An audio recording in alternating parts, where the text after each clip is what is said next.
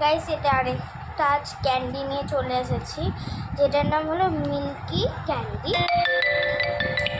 খেতে হেভি হবে বলছিল, দেখি খুলি।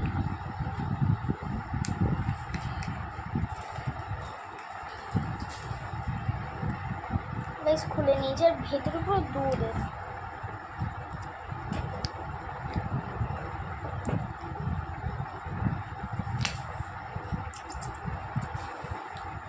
দারুণ।